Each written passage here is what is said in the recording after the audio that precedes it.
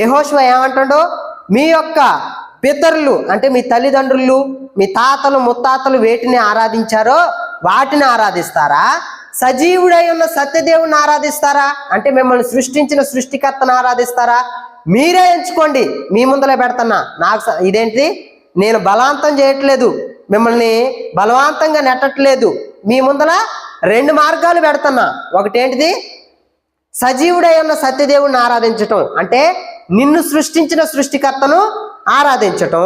2, నదికి అద్దరిన ఆ దేశంలో సంచరించుతున్న మీ పితరుల యొక్క ఆరాధించారే, ఏంటిది? మళ్ళొకసారి చదవండి.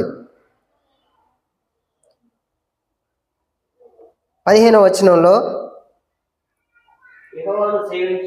యెహోవాను సేవించుట మీ దృష్టికి కీడని తోచిన ఎడల మీరు ఎవరిని సేవింతురో నది అద్దరిన మీ పితరులు సేవించిన దేవతలను సేవించుదురో అమోరీయుల దేవత దేశమున మీరు నివసించుచున్నారే వారి దేవతలను సేవించుదురో నేడు మీరు కోరుకోండి.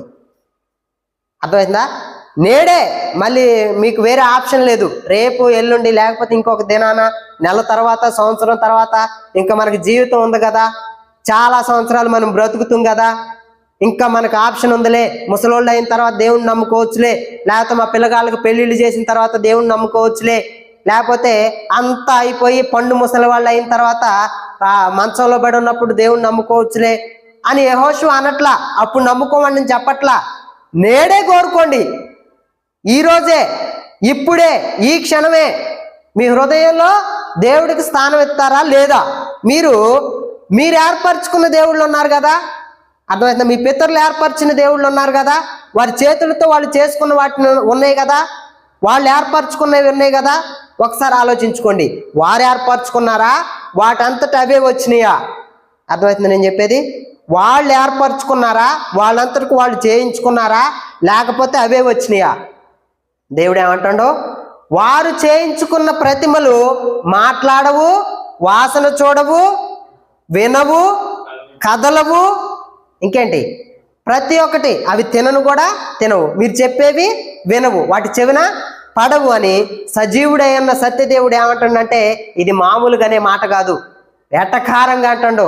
ఏమో అవి నడుస్తాయేమో, ఒకసారి నడిపించండి చూద్దాం, మాట్లాడితేమో మాట్లాడించండి చూద్దాం, పరిగెత్తితేమో పరిగెత్తించండి చూద్దాం, మీతో ఏమన్నా మాట్లాడితేమో ఒకసారి మాట్లాడించండి చూద్దాం అని సజీవుడైన సత్యదేవుడు ఏమంటాడో, అక్కడుండి సింహాసనాసీనుడై ఉండి నవ్వుతూ అంటాడు. అదేంటి, ప్రతిమా విగ్రహాలను ఒకసారి అడగండి, మీ యొక్క బాధలు వాటికి చెప్పండి, మీ బాధలను అవి తీరుస్తాయేమో.